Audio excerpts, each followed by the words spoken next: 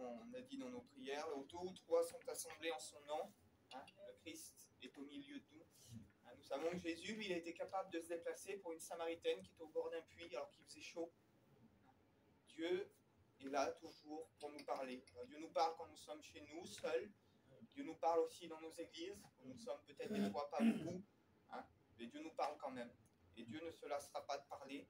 Hein, à travers ce message aussi, hein, l'enregistrement qui est fait, Dieu peut parler aux gens qui vont l'écouter, aussi en ligne, et à tout ce qui se fait. Hein, tout est fait pour la gloire de Dieu. Nous avons prié, et donc nous allons entrer dans le message de la parole de Dieu. Simplement.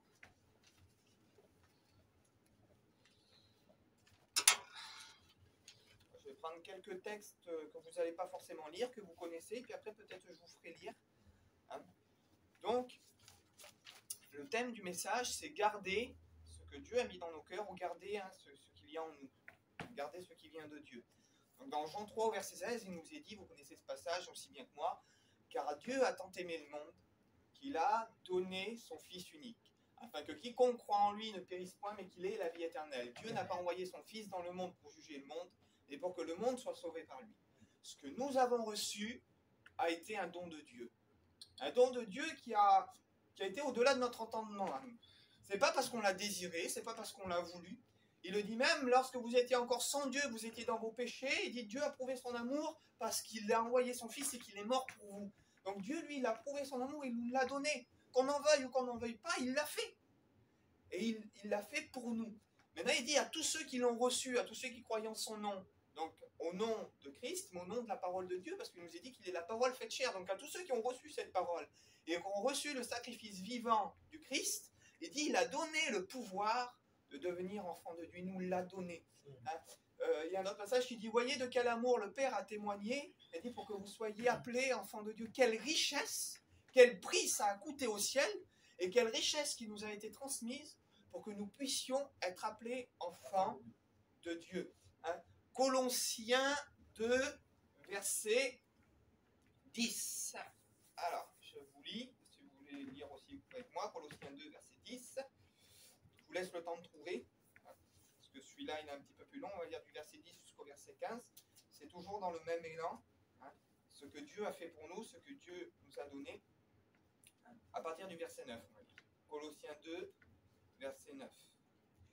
Car en lui habite corporellement toute la plénitude de la divinité. Donc en Christ est venu habiter corporellement la plénitude de la divinité. Jésus va le dire, il va dire tout pouvoir m'a été donné. C'est-à-dire que le pouvoir qui venait du Père, Dieu il a pris son pouvoir et il l'a transmis à son Fils. Amen. Et il dit toute la plénitude de la divinité, donc la divinité c'est Dieu le Père, il l'a prise et il l'a transmise à son Fils. Pour quel but? Il dit car en lui habite toute la plénitude de la divinité. Vous avez tout pleinement en lui. C'est-à-dire que pour qu'en lui, on puisse puiser et être à son image. En lui, vous avez toute la plénitude de la divinité et vous avez toute la plénitude en lui, qui est le chef de toute domination et de toute autorité. Et c'est en lui que vous avez été circoncis d'une circoncision que la main de l'homme n'a pas faite, mais de la circoncision de Christ, qui consiste dans le dépouillement du corps et des œuvres de la chair. Ayant été ensevelis avec lui par le baptême, vous êtes aussi ressuscités avec lui par la foi en la puissance de Dieu qui l'a ressuscité des morts. Quel beau programme! Ayant été ensevelis avec lui, vous ressusciterez avec lui. On a dans notre cœur reçu déjà tout un programme. Un programme qui nous a été transmis par la mort et la résurrection du Christ et qui nous a rendus capables de participer à la nature divine. J'aimerais bien vous faire comprendre cela, c'est que le plus dur dans les choses de Dieu, c'est pas de recevoir. Dieu, il a tout donné, il a tout fait, lui, pour qu'on reçoive. Et le proverbe nous le dit bien, hein, je ne sais plus où c'est que c'est écrit, dans quel proverbe, mais j'ai noté ça. Il dit, celui qui avoue et qui délaisse, obtient miséricorde. Celui qui cache ne prospère pas. Pour recevoir de Dieu, il ne faut pas faire plus que ça. J'avoue, Seigneur, je ne suis pas terrible, j'ai commis plein de péchés, plein de choses qui n'allaient pas, je reconnais que j'ai besoin de toi, et parce que j'ai besoin de toi, je délaisse mon ancienne vie, et je veux marcher aujourd'hui dans la vie qui est en toi. Pour recevoir de Dieu, il ne faut pas faire plus que ça. Est-ce que c'est difficile? ne pense pas que ce soit une chose difficile. C'est pas difficile.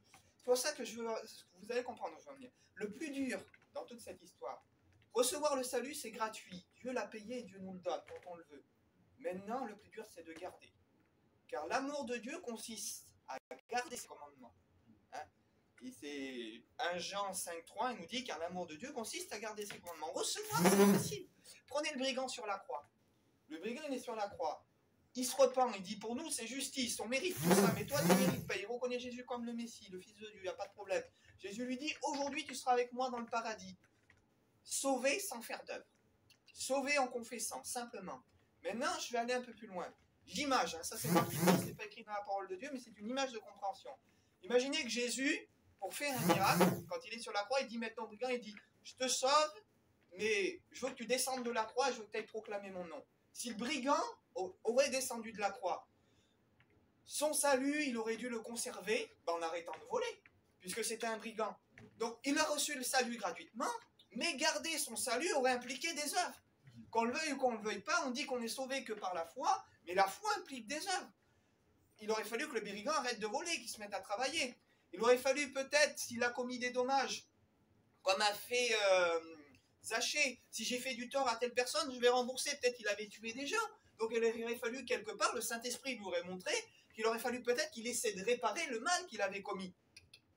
Donc, quelque part, le salut, on l'obtient gratuitement, il n'y a pas de souci. Mais garder cette voie du salut, marcher dans la continuité du salut, c'est quelque chose qui se paye quelque part.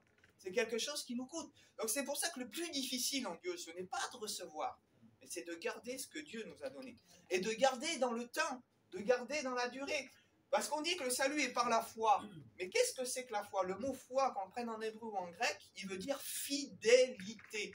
Fidélité à quelqu'un, on prend l'exemple le plus... Vous me connaissez, je parle franco, moi, mais vous me connaissez, vous avez l'habitude avec moi. Fidélité. Est-ce qu'on peut dire à notre femme qu'on l'aime et qu'on est fidèle si on la trompe? Ça n'a pas de sens. Je t'aime, je veux vivre avec toi, mais je vais voir ailleurs. On dit à Dieu, Seigneur, je t'aime, je veux vivre avec toi, je continue à mentir. Seigneur, je t'aime, je veux vivre avec toi, je continue à voler. Seigneur, je t'aime, je veux vivre avec toi. Ça n'a pas de sens. On ne peut pas dire qu'on a la foi si on n'a pas les œuvres qui vont avec la foi. Ces œuvres qui vont avec la foi, Dieu les a déversées déjà dans nos cœurs. C'est à nous de les faire valoir et de combattre pour les garder. Comme j'ai dit, l'amour de Dieu consiste à garder. C'est-à-dire Dieu a déposé des grands trésors en nous. Il est mort et ressuscité pour nous donner un trésor inestimable. Maintenant, c'est à nous, avec sa grâce à lui, de mettre ces efforts-là et de se battre pour garder ce que Dieu nous a donné. Jésus dit, 1 Jean 14,15, « Si vous m'aimez, alors gardez mes commandements. » C'est encore une histoire de garder. Si vous m'aimez, je vous ai tout donné, vous m'aimez. Alors gardez mes commandements. Hein, tout simple. Note toute simple. On ne peut pas garder sans se servir et sans utiliser. Je vais prendre un exemple tout bête. Je vais prendre une pioche, une belle pioche toute neuve, et je vais avec un beau manche en bois, je vais la donner à mon ami Bissoun. Il va me dire j'ai besoin d'une pioche, tiens je te la donne.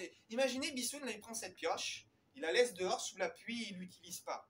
Au bout de 4-5 mois, ma pioche va être toute rouillée, les miettes vont venir dedans, le manche en bois vous allez taper 2 fois, il va être cassé. Parce que si on prend quelque chose et qu'on ne l'utilise pas, ça finit par mourir.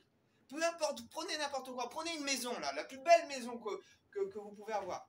Fermez une maison, restez 6 mois sans aller dedans. Quand vous ouvrez la porte, excusez-moi du mot, ça sent le chien mouillé.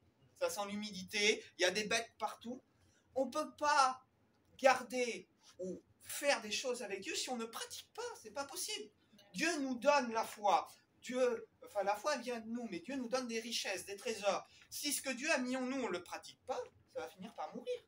Ça va finir par devenir inutile. Ça va finir par s'éteindre en réalité. Donc on ne peut pas garder quelque chose que Dieu nous donne si on ne le fait pas valoir et si on ne l'entretient pas. Dieu, le salut, c'est ça. Dieu, il a allumé un grand feu. Et il a payé, lui, pour allumer le feu. Il n'y a pas de problème. Dieu, il vient, il allume le feu dans notre cœur. Dieu, il dit, tu veux être sauvé, j'allume le feu dans ton cœur. Tu te repens, j'allume le feu dans ton cœur. Maintenant, le feu que j'ai allumé, toi, mets du bois dessus. Tous les jours, mets du bois au travers de la prière. Tous les jours, mets du bois en allant témoigner. Mets du bois en arrêtant de mentir. Mets du bois en arrêtant de voler. Mets du bois en arrêtant tes convoitises et toutes ces choses-là. Mets du bois sur le feu que moi j'ai allumé. Le salut, il est gratuit. Entretenir le salut, ça se fait au prix de nos efforts. Et puis Pierre, je crois qu'il dit ça, il dit, ou Jacques, non c'est Jacques, il dit que la foi sans les œuvres, elle est morte. Elle est morte. Donc, ça vous l'avez bien compris. Proverbe 4, verset 23. Celui-là, je vous laisse le trouver, c'est un passage important. Proverbe 4, verset 23.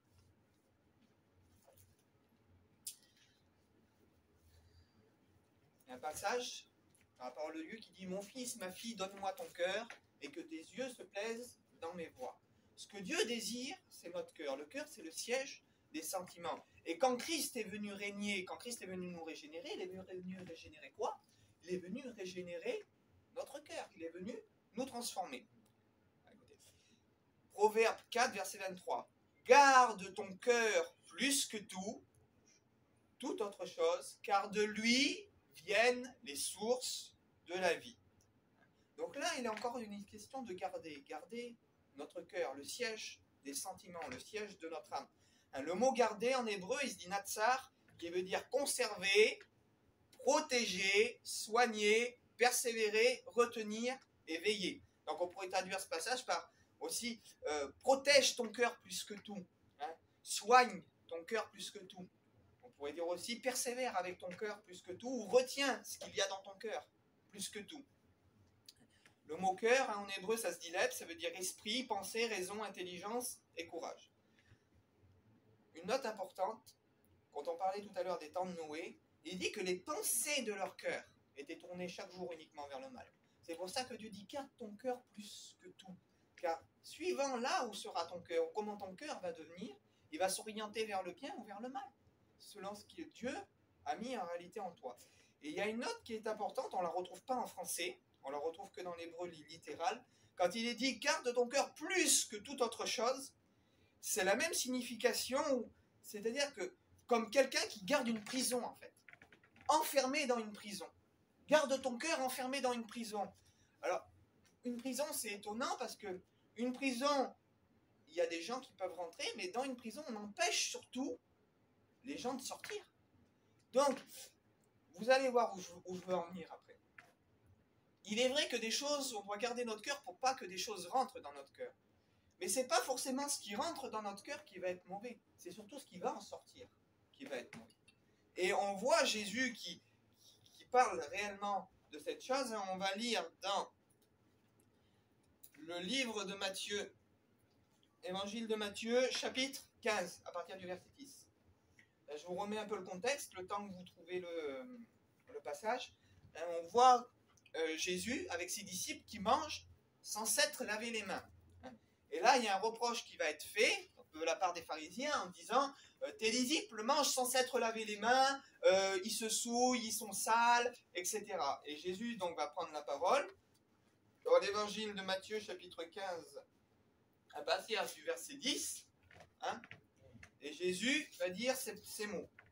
Ayant appelé à lui le peuple, il leur dit écoutez et comprenez. Ce n'est pas ce qui entre dans la bouche qui souille l'homme, mais c'est ce qui en sort. C'est ce qui souille l'homme. Alors ses disciples s'approchèrent et lui dirent sais-tu que les pharisiens ont été scandalisés par tes paroles, qu'ils ont entendues? Il répondit toute plante qui n'a pas été plantée par mon Père céleste sera déracinée. Laissez-les, ce sont des aveugles qui conduisent des aveugles. Si un aveugle conduit un autre aveugle, ils tomberont tous deux dans une fosse. Pierre, prenant la parole, lui dit explique-nous cette parabole. Et Jésus dit vous êtes vous aussi encore sans intelligence? Ne comprenez-vous pas que ce n'est pas ce qui entre dans la bouche, va dans le ventre, puis est jeté dans les lieux secrets, mais ce qui sort de la bouche vient du cœur. Et c'est ce qui souille l'homme. Car c'est du cœur que viennent les mauvaises pensées, les meurtres, les adultères, les débauches, les vols, les faux témoignages, les calomnies. Voilà les choses qui souillent l'homme, mais manger sans s'être lavé les mains, cela ne souille pas l'homme. Jésus va dire, c'est pas ce qui est à l'extérieur qui peut souiller l'homme, mais c'est ce qui vient de l'intérieur. Et là, j'aimerais casser un peu une idée reçue, et comprenez bien ce que je dis. On passe notre temps à écouter ou à dire le monde c'est dehors, faites attention au monde, faites attention à ce qu'il y a dehors. J'aimerais vous dire que le monde, c'est pas forcément ce qu'il y a dehors. Les choses mauvaises, c'est pas forcément ce qu'il y a dehors. Et c'est ce que Jésus nous explique là. Il dit que c'est ce qui vient de l'intérieur de l'homme qui est mauvais. Qui va enseigner à un enfant à 7, 8 ans qui ne connaît pas le mal à mentir? Qui c'est qui va lui enseigner ça? Ça sort du fond de son cœur. Personne ne lui a appris. Il n'a pas été dans le monde. Il n'a pas été boire, danser, fumer, faire ce qu'on appelle entre parenthèses les choses du monde pour certains. C'est sorti de son cœur. Personne ne lui a appris. Il dit que ça vient de l'intérieur. Hein, il dit les mauvaises pensées, les meurtres. Le premier meurtre de la Bible, Caïn et Abel. Dieu va dire à Caïn, le péché couche à ta porte, mais toi domine sur lui. Est-ce que c'est le monde? Est-ce que c'est ce qui s'est passé autour de lui qui a fait que Caïn ait été tué son frère? Bien sûr que non. C'est ce qui s'est passé à l'intérieur de lui. C'est parce qu'il a eu une jalousie qui est née à l'intérieur de lui. Et parce qu'il l'a laissé sortir. Et là, on revient à ce principe de prison, là. Si on laisse sortir des choses qui sont enfouies, qu'on les laisse remonter à la surface, on peut être dans l'église et être dans le monde. Parce qu'à l'intérieur de notre cœur, des choses, on laisse sortir des choses qui vont amener la mort. On laisse sortir des choses. Le monde ne se trouve pas dehors, frères et sœurs. Je prends cet exemple tout bête. Imaginez, on marche dans les magasins, puis des fois, il y a des affiches de lingerie ou d'autres choses. C'est dans le monde, ça. On ne peut pas s'empêcher d'être au milieu des magasins, de regarder. Maintenant, si je m'arrête et que je regarde une affiche et que je nourris les pensées ne viennent pas de l'affiche. Hein. Les pensées ne viennent pas de ce que je vois. Les pensées viennent du fond de mon cœur parce que le monde se trouve en moi en réalité. Parce qu'à l'intérieur de ma chair, il y a des choses qui m'amorcent. Même si Christ, et c'est une réalité, Christ a ressuscité nos âmes. Christ nous a lavés, nous a transformés. Il a purifié nos cœurs. Le péché ne règne pas dans nos cœurs, c'est une réalité. Mais maintenant, qu'est-ce que Paul dit? Il dit, je tiens durement mon corps en bride. Il dit, il y a en moi deux lois. Il dit, il y a la loi de l'esprit et il y a la loi du péché. C'est quoi la loi du péché? Nos corps, ils n'ont pas été transformés encore.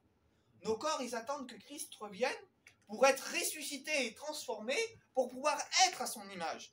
Et dans l'empreinte de notre chair, dans l'empreinte de notre corps, il y a encore ce péché qui domine. Qu'on le veuille ou qu'on ne le veuille pas. Paul, il dit, quand je veux faire le bien, le mal s'attache à moi. Je fais des fois du mal que je ne voudrais pas faire. Alors c'est pourquoi il dit, garde ton cœur plus que tout comme une prison. Pourquoi? Parce qu'on sait qu'à l'intérieur, des fois, il y a des choses qui commencent à sortir. On vous a dit tout à l'heure, il y a des choses autour de nous. Mais ce n'est pas parce qu'on est au milieu du monde qu'on est dans le monde. Amen. On est dans le monde lorsque dans notre cœur, il y a des choses, qu'on laisse les choses sortir. Qu'on laisse les choses s'animer. Qu'on laisse les choses grandir. Regardez, comme je vous ai dit tout à l'heure, on peut voir des dizaines d'affiches là, et pas convoiter. Et il y en a un dans son cœur, il est mal, il est mauvais. Il a des mauvais penchants. Il s'arrête devant une affiche ou devant une chose mauvaise et il convoite. C'est ce qui est arrivé à David. David, l'homme selon le cœur de Dieu, il dit c'est du cœur que viennent donc les mauvaises pensées, les meurtres, donc le meurtre on a vu, il dit aussi les adultères, et on va voir, c'est ce que David a fait. David devait être en campagne, il devait être à la guerre, et David, lui, il ne va pas à la guerre. Et il se promène, comme il s'est promené des dizaines de fois sur son balcon, il se promène, le bonhomme, comme il s'est promené des dizaines et des dizaines de fois. Et il dit d'un coup, il dit, ses yeux se portent sur une femme qui est en train de se baigner. Excusez-moi du mot, mais David, il a dû en voir des dizaines des femmes. Il a dû en voir des centaines. Certainement que David, il avait des servantes qui lui servaient à manger, d'autres gens qui lui servaient du vin, qui venaient, qui s'occupaient de lui. David a vu des dizaines peut-être et des centaines de femmes. Mais ce jour-là, il n'a pas su garder son cœur. Ce jour-là, il a laissé naître dans son cœur quelque chose. C'est pas ce qu'il y avait à l'extérieur. Personne ne l'a poussé. Cette femme, elle ne l'avait même pas vu à David. Donc c'est pas elle qui l'a aguiché, c'est pas l'extérieur qui est venu contaminer David en réalité. Mais c'est ce qui est à l'intérieur de lui qui est né. C'est ce qui est sorti de l'intérieur de son cœur. Donc il faut casser cette idée reçue de dire le monde c'est toujours dehors. Non! Le monde c'est ce que toi tu fais. Le monde c'est ce que toi tu produis. Le péché c'est ce que toi tu produis. Si tu tiens ton cœur en bride, vous savez, hein, moi je peux rester dans une fête jusqu'à 5 h du matin avec des gens qui boivent, c'est pas pour ça que je vais boire, ou que je vais me saouler, ou que je vais, malgré que je le ferai peut-être pas pour mon témoignage. C'est un exemple que je vous donne. Mais personne vient, les gens du dehors vont pas venir vous mettre un verre dans la main et vous le faire boire de force. Faut arrêter un peu de dire j'ai fait ça parce que j'étais influencé par un tel, j'ai fait ça parce qu'un tel me l'a dit, ou t'as vu dans le monde. Non, le monde c'est pas ce qu'il y a dehors, faut arrêter un petit peu. Faut revenir au principe de base parce qu'aujourd'hui, dans les religions, on met beaucoup la faute sur les autres. On met beaucoup la faute sur j'ai écouté de la musique, ou il y a ça, ou faut pas faire ça, ou faut pas faire ça. Mais Mais si tu as Dieu en toi, Paul il le dit, il a dit tout m'est permis. Oui, c'est permis d'écouter une musique, des fois, même un peu mondaine. C'est pas pour ça que tu vas faire quelque chose de mal. C'est permis de... Tout est permis, mais tout n'est pas utile. Maintenant, il dit tout m'est permis, mais je me laisserai asservir par rien. Maintenant, un exemple tout bête. Si pour moi, c'était à une époque, c'était une occasion de chute, par exemple, j'étais alcoolique, moi, et je faisais que boire. Mais bien sûr que je serais un inconscient d'aller constamment au bar. Je ne vais pas me tenter de pouvoir ensuite tomber dans un piège. Mais maintenant, si moi, j'ai jamais été un alcoolique, et que, tiens, les copains, on fait quoi, là? Ben, venez, on va boire une bière. Je peux rentrer dans un bar, boire une bière, 2 bières, je ressors. J'ai rien fait de mal. Il faut adapter à chaque personne, à chaque gens, leurs circonstances et leur façon de vivre. Moi, j'ai jamais fumé. Vous pouvez être 10 fumeurs autour de moi, 15 fumeurs, moi, ça ne va rien me faire du tout. Maintenant, il y a eu des gens qui ont fumé, que eux, ça a été leur épreuve, que ça a été dur pour eux. Et je comprendrais très bien qu'ils n'ont pas envie de se retrouver en compagnie de fumeurs et qu'ils vont fuir quelque part, se mettre à part pour pas se retrouver en compagnie de fumeurs, pour pas, en réalité, amorcer ce qu'il y a en eux. Et parce qu'on en revient à la même chose. Le mal, c'est pas ce qu'il y a autour de nous, mais c'est ce qui peut sortir de nous. Quand Christ va revenir, Christ va pas, c'est pas le monde entier qui va changer, mais c'est qu'il va prendre des gens qui auront le cœur changé, et c'est ce qui va changer le monde. Si demain là, tout le monde vit selon les principes bibliques, c'est-à-dire ils volent plus, ils tuent plus les gens, et le monde sur la terre, avec la parole de Dieu, on a assez pour vivre comme si c'était le paradis. C'est une réalité. Puisque dans le paradis, dans le royaume de Dieu, qu'est-ce qu'il va y avoir? Ce sera les principes bibliques. Tu mentiras pas, tu tueras pas, une vie sainte, comme la Bible nous l'enseigne. Mais ça, c'est déjà écrit. Nous, déjà, les fils du royaume, on commence déjà à vivre le royaume.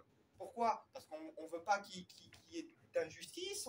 C'est ce que je disais l'autre jour. Imaginez que Dieu nous fasse ressusciter, là, mais que le monde reste le même. Je vous le dis, moi, je ne voudrais pas vivre éternellement dans un monde comme ça.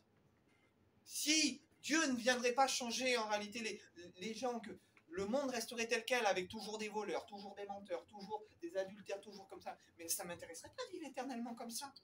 Parce que notre cœur aspire à la justice, notre cœur aspire à la vérité. Et au-delà, le royaume, c'est quoi? Il dit le royaume, c'est pas le manger et le boire, mais le royaume, c'est la justice, la vérité. Le royaume que Christ va venir établir, comment dire ça? C'est pas quelque chose de physique, c'est des actions, c'est une vie. Donc, nous qui avons commencé à vivre, parce que ce sera un monde que Christ va établir, un monde où il n'y aura plus tout ça. Donc, si les gens vivraient, pour revenir à ce que je disais, vivraient selon les principes bibliques, le royaume serait déjà là, en fait. Le royaume serait déjà là, parce que le royaume, c'est les principes qui sont écrits dans la parole de Dieu. Donc, on a parlé de l'adultère. Personne n'a poussé David. C'est sorti de son cœur. Il a vu cette femme, il l'a appelée, puis il a commis l'adultère, puis ensuite il a commis un meurtre, en plus, pour pouvoir couvrir son péché. On va dire, il dit aussi le vol, les faux témoignages. Ça, j'ai pris un exemple du Nouveau Testament. Ananias et Saphira. Tout le monde mettait leurs biens en commun, ils vendaient les champs, tout ça, ils vont arriver au pied des apôtres, ils vont mettre Ananias, il va mettre une partie, il va dire c'est à tel prix que tu as vendu le champ. Oui, c'est à tel prix. Le Saint-Esprit révèle à l'homme de Dieu, non, t'es un menteur, c'est pas à tel prix. Qui t'a séduit? Il dit, pour que tu puisses mentir au Saint-Esprit. C'est le Nouveau Testament, ça, parce que les 2 anciens ordres, on peut dire oui, c'est l'Ancien Testament. Le monsieur là, c'est un chrétien, il a accepté Dieu, il a été transformé lui aussi comme les autres. Il a reçu la parole de Dieu. Est-ce que c'était ce qui se passait autour de lui? Non, c'est un destin qu'il a conçu en son cœur, ce bonhomme-là, avec son épouse, avec sa femme. C'est sorti de son cœur. Il a menti au Saint-Esprit, clairement, c'est sorti de son cœur. Donc c'est pas le monde qui l'a poussé, c'est pas les gens autour de lui. C'est lui, ce qu'il y avait au fond de son cœur, il l'a laissé sortir. Comme je disais tout à l'heure, il garde ton cœur plus que tout, mais comme une prison. On ne peut pas empêcher des fois des pensées de venir, de naître, des pensées de nous traverser l'esprit, mais on peut les empêcher de sortir, c'est-à-dire d'être amené à maturité, d'être amené à l'acte, d'être amené au bout de cette pensée. C'est pour ça que la connotation du texte, elle est garde ton cœur comme une prison. Une prison, ce n'est pas les choses qui rentrent, mais on empêche les choses de sortir d'une prison. Et que dans notre cœur, même s'il y a des choses qui nous blessent, qui nous touchent, mais que la colère ne sorte pas. La colère, elle veut venir, elle a des mauvaises pensées. Non, une prison. Seigneur, la colère ne sortira pas. Quelque chose nous traverse l'esprit. Non, je ne convoiterai pas, je ne regarderai pas. Ça ne sortira pas de mon cœur. Vous Comprenez, c'est pas ce qui rentre dans l'homme qui peut le souiller, mais c'est ce que toi tu laisses sortir. C'est ce que tu vas produire par rapport à ce qui se passe autour de toi. C'est ce que tu vas produire qui va faire que tu vas être bon ou mauvais. Garde ton cœur plus que tout, car de lui viennent les sources de la vie. Donc le faux témoignage, donc comme Ananias et Saphira, hein, la calomnie. Et Jésus lui dit ces choses-là, donc les mauvais désirs, les mauvaises pensées, les meurtres, les adultères, l'impudicité, le vol, le faux témoignage, donc le mensonge, la calomnie, se trouvent dans le cœur, tout simplement. Et on va avoir des passages qui confirment. Donc, comme je disais, le monde n'est pas l'extérieur, mais le monde, c'est bien l'intérieur. C'est bien l'intérieur de chaque homme, dans sa chair, dans ce qu'il amorce, dans ce qu'il anime. Mais si notre cœur et notre âme, comme je l'ai dit, a été régénéré, lui, notre corps, il attend encore la rédemption. Jacques 4, verset 1, il dit « D'où viennent vos luttes et d'où viennent vos querelles? Ne sont pas vos passions qui combattent dans vos membres ?» Donc, c'est à l'intérieur, les membres. Ça vient d'où tes luttes, tes querelles? Parce que dans ton cœur, il y a des choses qui veulent sortir toujours. Il y a des choses qui veulent sortir, c'est pour ça que, comme je dis, Paul, il tient son corps assujetti, il le tient en bride. Et dans le grec, quand il dit « je tiens mon corps en bride », c'est comme un chien qui a une muselière, c'est la même signification. C'est-à-dire, sa chair, il faut qu'il mette une muselière, parce que s'il laisse sa chair partir, il part dans tous les sens. Paul, un homme qui a des révélations, un homme qui a écrit les épîtres du Nouveau Testament, s'il relâche, s'il laisse sortir les choses de son cœur, eh bien, il le dit, ça peut être comme un chien qui dévore, comme un animal. Lorsque ce qui est de mauvais, on ne le tue pas par le Saint-Esprit, on ne le tue pas par la prière, on ne le fait pas mourir, lorsque ça reprend le contrôle, c'est un désastre. Parce qu'il y a cette loi du péché dans notre chair, non pas dans notre âme, mais dans notre esprit. Parce que, comme je vous l'ai dit, notre cœur a été régénéré. Mais maintenant, dans notre chair, cette loi, elle est toujours. Elle y est toujours, elle y sera jusqu'à ce qu'on meure, jusqu'à ce que Christ revienne nous chercher. Donc, on va lire, ça c'est important, 1 Jean 2. Donc 1 Jean, ça se trouve après l'épître aux Hébreux. Hein, vous avez après l'épître aux Hébreux, vous avez l'épître de Jacques. Et après, vous avez l'épître de Pierre et l'épître de Jean. Donc c'est à la fin. Donc 1 Jean, chapitre 2, à partir du verset 15. Alors petit enfant, il parle, après il dit « N'aimez pas le monde, ni les choses qui sont dans le monde. Si quelqu'un aime le monde, l'amour du Père n'est pas en lui. Car tout ce qui est dans le monde... » Donc, n'aimez pas le monde, ni les choses qui sont dans le monde. Donc, il nous dit de ne pas aimer le monde. C'est une réalité. Mais maintenant, il nous explique qu'est-ce que c'est le monde. Il dit, car toutes les choses qui sont dans le monde, la convoitise de la chair, la convoitise des yeux et l'orgueil de la vie, ne viennent point du Père, mais viennent du monde. Et le monde passe, et sa convoitise aussi, mais celui qui fait la volonté de Dieu demeure éternellement. Il est en train de dire, qu'est-ce que c'est que le monde? N'aimez pas le monde. Le monde, c'est la convoitise de la chair, la convoitise des yeux et l'orgueil de la vie. Est-ce qu'il dit que le monde, c'est boire une bière? Est-ce qu'il dit que le monde, c'est écouter une chanson, une musique mondaine? Il dit que le monde, c'est pas ça. Il explique qu'est-ce que c'est le monde. Est-ce qu'il dit que le monde se trouve dehors? Quand on lit réellement ce qui est écrit mot pour mot, il dit que le monde, c'est, premièrement, la convoitise de la chair. Et la chair, c'est quoi? C'est ce qu'on a vu, c'est ce qu'on a en nous. La convoitise, c'est quelque chose qui sort de l'intérieur de nous. C'est pas extérieur, la convoitise. Bien sûr, on peut convoiter que ce que l'on voit, c'est une réalité. Un jour, quelqu'un qui n'était pas chrétien m'a donné ce raisonnement, et je vous le donne parce que ça m'a paru logique. Il disait, si on vivrait selon vos principes bibliques, il dit, à l'époque, Adam et Ève, il dit, ils étaient nus, ils ne le savaient pas. Et il disait, pourtant, ça ne leur a pas empêché d'avoir une vie saine. Et il dit, aujourd'hui, il dit, si on vivrait vraiment comment les principes bibliques et tout ça, il dit, tout le monde pourrait se promener dévêtu, il n'y aurait pas de péché. Comprenez le sens. Il n'y aurait pas ce qui vient, c'est parce que c'est ce qui est venu de l'intérieur encore. Donc, c'est pas ce qu'il y a dehors. Si on serait tous régénérés, transformés, si notre chair ne serait plus là, on pourrait tous se voir n'importe comment, il n'y aurait pas de péché. Parce qu'à l'intérieur, il n'y aurait rien pour amorcer. Il n'y aurait rien pour nous amorcer. Maintenant, ce qui nous amorce, c'est pas ce qu'il y a dehors. C'est parce que c'est notre chair qui est à l'intérieur et qu'on refuse de contrôler, qu'on refuse de faire mourir, qu'on refuse de stopper. Et dit la convoitise, donc le mot convoitise, c'est désir, hein, c'est désirer vivement, c'est désirer ardemment. convoitise de la chair, désirer pour nous satisfaire notre chair.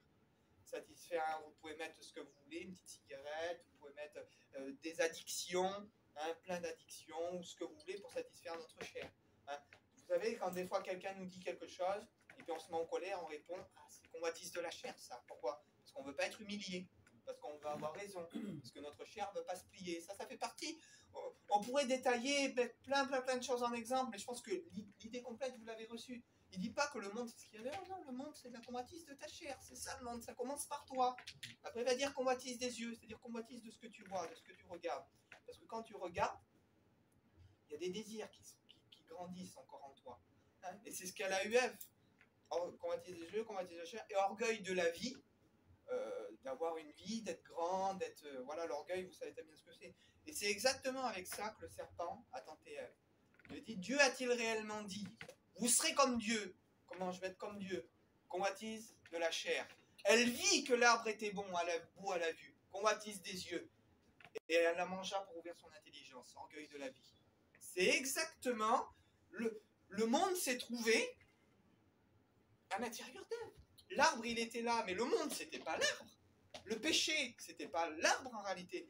L'arbre était un moyen pour Dieu de laisser le libre arbitre à l'homme. Parce que s'il n'y aurait pas eu l'arbre, l'homme aurait vécu avec Dieu. Mais sans choix, il n'y a pas de liberté.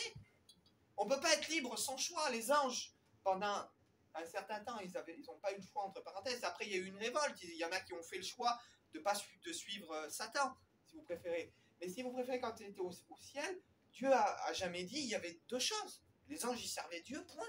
Et un jour, il y en a un qui a choisi de ne plus servir, il s'est rebellé, mais ils n'avaient peut-être pas cette notion de choix comme nous, on l'a aujourd'hui. Et pourquoi Dieu a fait cet arbre là, il y en a qui disent, mais pourquoi Dieu a fait l'arbre? Il aurait dû faire que l'homme vive comme ça. Mais sans choix, sans bien et sans mal, il n'y a pas de bien. Imaginez qu'il n'y a que le bien, comment je peux savoir que c'est le bien? C'est impossible. Pour que l'homme choisisse et ait la connaissance du bien et du mal, il fallait que cet arbre soit là. Maintenant, l'arbre n'a pas fait, c'était pas l'arbre qui était le mal en réalité. C'est le choix que la femme a fait qui était le mal. Elle vit que l'arbre était bon, convoitise des yeux. Elle vit que son fruit, elle voulait être comme Dieu, convoitise de la chair. Et puis quand elle l'a pris pour avoir une meilleure vie, Dieu ne nous dirigera plus, Dieu ne nous gouvernera plus. Exactement ce que l'épître de Jean est en train de nous dire. Convoitise de la chair, convoitise des yeux et orgueil de la vie. Et ça, il n'y a rien, elle n'était pas au milieu d'une fête, hein. Elle n'était pas en train de danser, elle n'était pas en train de boire, il n'y avait rien du tout. Elle était venue et c'est sorti de son cœur. Aujourd'hui, on peut être dans l'église et être dans le monde. Aujourd'hui, on peut être dans des mouvements religieux et être dans le monde. Parce que dans notre cœur, c'est bâtissons, vivons, plantons, etc. Et puis on grandit, et on grandit, et on vit en réalité selon la convoitise de la chair. En proclamant Christ, il n'y a pas de problème. On peut prétendre proclamer Dieu et vivre selon la convoitise de la chair. Jésus le dit, il ne vous amassez pas de trésors sur la terre. Hein. Le problème, c'est pas... il y a un passage, attendez, qu'on a lu tout à l'heure. C'était ce qu'on a lu tout à l'heure, oui, il est dit... voilà, c'est peut-être un peu plus loin. Ah oui, on verra après. Voilà, j'y viendrai après. Donc, comme je vous ai dit, la convoitise de la chair, la convoitise des yeux, l'orgueil de la vie, c'est ce qui est à l'intérieur. Donc on peut être dans une église, on peut prétendre être en Dieu, et puis pourtant être aussi dans le monde. Parce que dans notre cœur, on laisse sortir toutes ces choses qui ne sont pas bonnes. On les laisse arriver à maturité. Donc dans notre cœur, que rien n'entre, c'est vrai, on doit protéger notre cœur pour que rien rentre, mais surtout aussi que rien ne sorte. On ne laisse pas arriver à maturité toutes ces choses qui ne sont pas bonnes. Bon, on va voir quelques exemples de passages bibliques où il est écrit le mot garder. Et on peut voir qu'est-ce que c'est aussi de garder. Il dit, Psaume 34, verset 13, préserve, ou alors garde, en hébreu c'est le même mot, garde ta langue du mal et tes lèvres des paroles trompeuses. Donc Jésus, il disait, comme il le dit, ça vient du cœur, après ça sort aussi par la bouche. Il dit de l'abondance du cœur que la bouche parle. Voilà. Alors, il dit, garde ton cœur.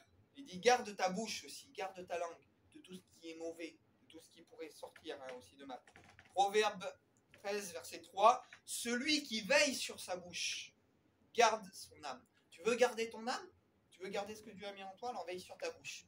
Veille sur ce que tu dis. Veille sur ce que tu prononces. Veille de la façon dont tu le dis. Proverbe 13, 6, La justice garde celui dont la voie est intègre, mais la méchanceté ruine le pécheur. La justice garde celui dont la voie est intègre. C'est-à-dire que si tu veux que ta voie soit intègre, soit droite, il faut pratiquer la justice. Et la justice te gardera dans cette voie intègre, dans cette voie qui est la voie aussi de Dieu. Hein. Je ne vais pas m'étendre là-dessus. Luc 12, verset 15. Garde-vous de toute avarice. Et là, on en vient à ce que j'avais commencé tout à l'heure, je me suis arrêté. Gardez-vous de toute avarice. Jésus ne dit pas, gardez-vous d'avoir de l'argent. On peut avoir de l'argent. Mais maintenant, il ne faut pas confondre avoir de l'argent et avoir un trésor sur la terre. Jésus dit, ne vous amassez pas de trésor. Un trésor, qu'est-ce que c'est? Les pirates, quand ils prenaient un trésor, c'était pas leur essentiel, un trésor. Un trésor, c'était leur superflu. C'était leur magot qu'ils enterraient pour leur vieux jour, pour la coulée douce, être tranquille, pépère. Avoir une maison, Jésus n'est pas contre. Avoir des biens, lorsqu'on participe à l'œuvre de Dieu, Jésus n'est pas contre.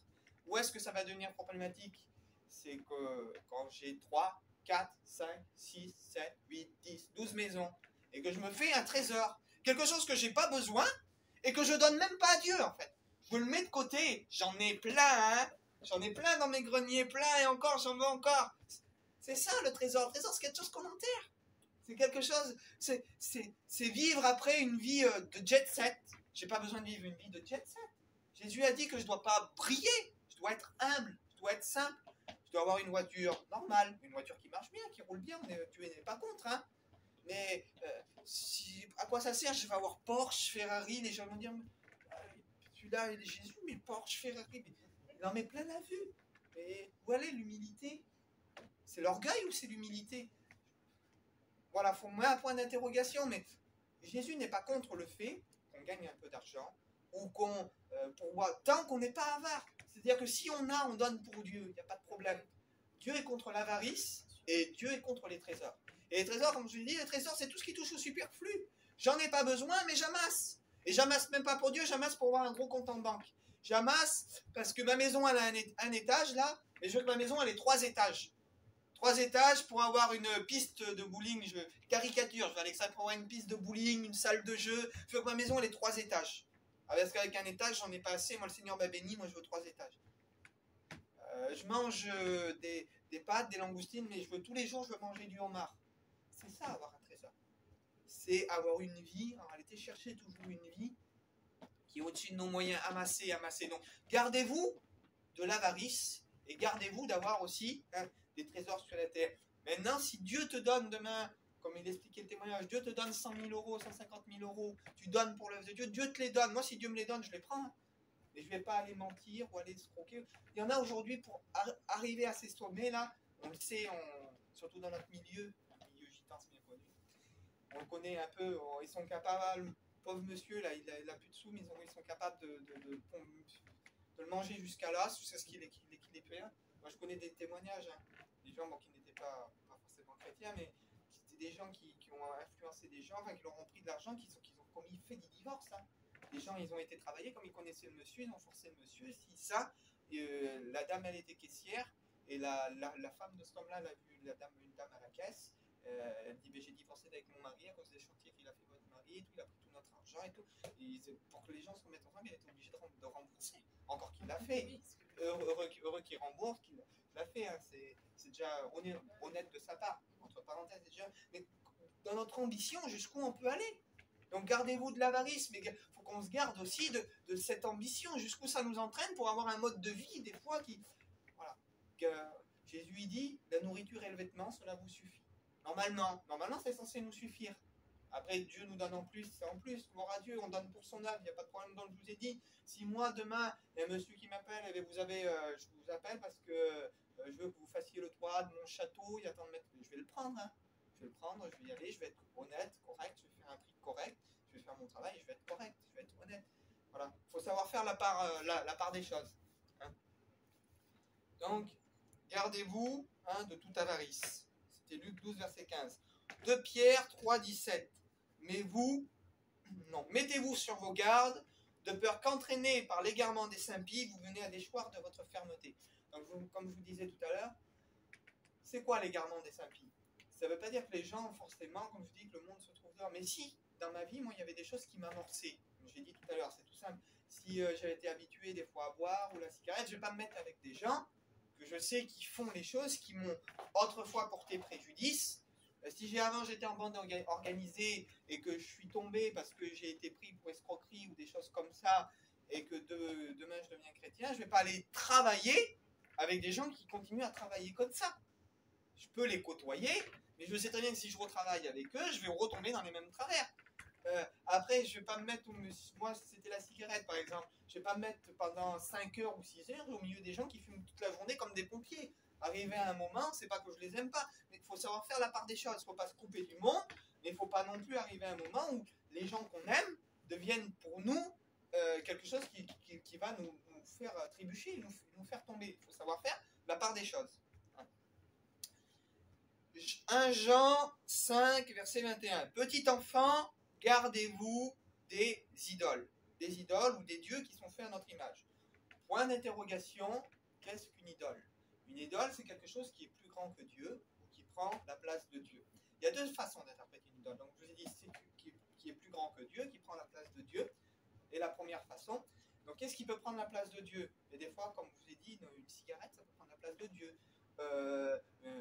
Il y en a, ils ont leur bouteille, ils ne peuvent pas dormir sans leur bouteille d'alcool, ils sont au bord de leur lit, même le soir, il faut qu'ils boivent leur verre d'alcool. Il y a des choses que c'est une idole, ça prend plus de place. On pense qu'à ça, on est capable de faire. Si on ne l'a pas, comment on voit qu'on a un problème? Boire une bière, comme j'ai dit, c'est pas méchant. Maintenant, si on ouvre le frigo qu'il n'y a pas de bière, qu'on est capable de faire 15 km pour aller chercher une bière, là on a un problème. Parce qu'on ne peut pas se passer de la chose qui est là en fait. C'est là que ça devient problématique. C'est si on n'a pas notre dose, si on ne peut pas se passer de la chose qui est là, c'est là que ça devient problématique. Boire 1 ou 2 verres de vin, il n'y a pas de souci. Maintenant, j'ai pas de vin en mangeant. Si je dis, j'ai pas de vin, et puis là, on est samedi, demain c'est dimanche, il me faut du vin, c'est là qu'on voit qu'il y a un problème. Il faut entrer dans ce cheminement, dans cette façon de raisonner. On voit qu'il y a un problème, que quelque chose domine sur nous. Et quand quelque chose domine sur nous, c'est que c'est une idole. C'est que c'est une idole qui domine notre vie, qui est peut-être plus important.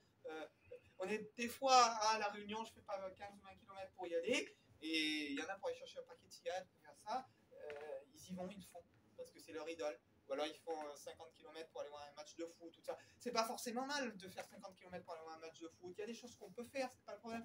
Mais si on regarde 5 matchs de foot dans la semaine et qu'on loupe toutes les réunions, on voit aussi que voilà, faut savoir faire la part des choses en tout et pour tout. Et la deuxième façon de voir une idole, c'est ce qu'a fait le peuple d'Israël quand il était dans le désert.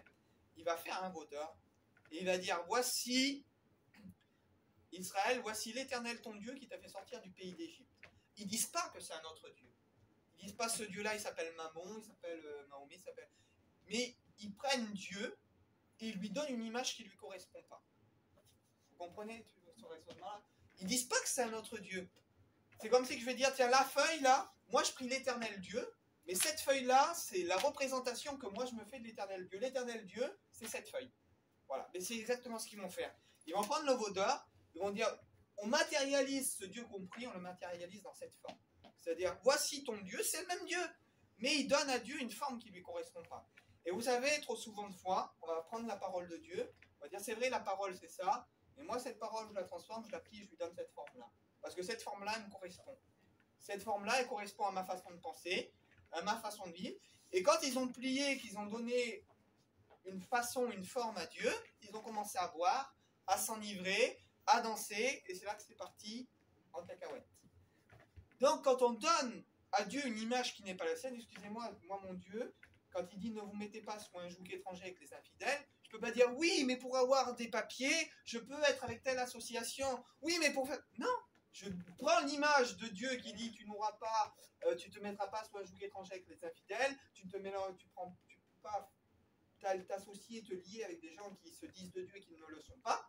Je ne peux pas plier et dire oui, mais pour arriver à mes fins, ou pour me sortir une excuse. Je prends l'image de Dieu, ce que Dieu a dit, je le défends, après je me fais une idole. En fait, donc, on ne réalise pas qu'on sert Dieu, mais qu'on sert une idole, parce qu'on sert quelque chose qui nous arrange, et parce que c'est fait à notre image après. On le fait à notre image.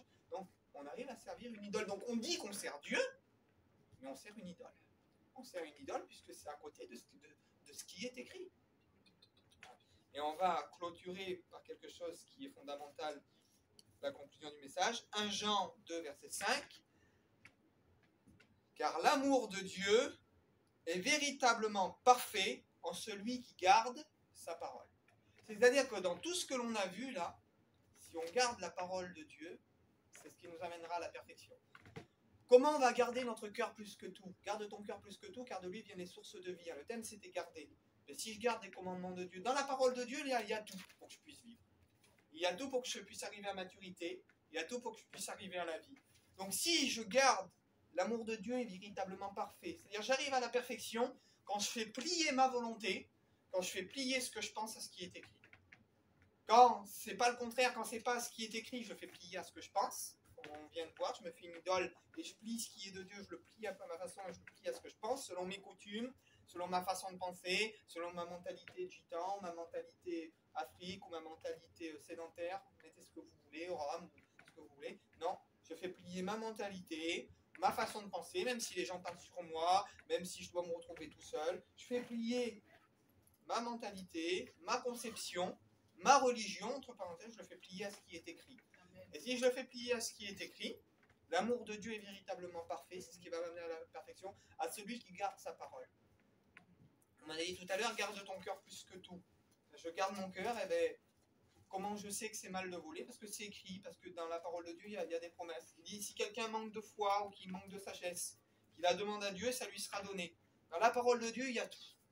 Donc si je garde la parole de Dieu, et que je garde de mon cœur que rien ne sorte, que rien ne rentre, c'est vrai, parce que ce qui est autour de nous, ça peut nous attirer, mais c'est ce qui sort qui va vraiment nous condamner et nous amener en réalité au péché. Donc je dois garder mon cœur comme une prison, pour que rien en sorte, et je dois garder sa parole et faire plier ma volonté à ses paroles, pour que mon cœur puisse être gardé dans cette sainteté, et dans cette communion et cette unité qui vient de Dieu. Je dis, j'ai été clair, j'insiste là-dessus. Il faut arrêter de toujours dire faut pas aller avec un tel, c'est le monde. Et t'écoutes de la musique, c'est le monde. Le monde, c'est pas ce qu'il y a dehors. Le monde, c'est ce qui va sortir de l'intérieur de nous. C'est ce qui va sortir de notre chair. C'est ce qui va nous animer, ce qui va nous pousser en réalité à pécher. Et si j'aime Dieu, comme je te dis, je peux être dans une fête jusqu'à une certaine heure, même si tout le monde autour de moi a bu. Moi, je sais que j'aime Dieu. C'est pas ce qui va me souiller, c'est pas ce qui va me salir. Non. Maintenant, si je participe, par contre, je peux être chez moi avec un téléphone. Là. Souiller mes yeux, avoir des mauvaises pensées, sans être au milieu d'une fête, sans être au milieu d'une part, sans jouer au bowling, sans faire de choses comme ça. Je peux avoir le monde et avoir le mal en étant un religieux, être dans les églises et peut-être même en étant un pasteur. Et que les gens ne voient pas.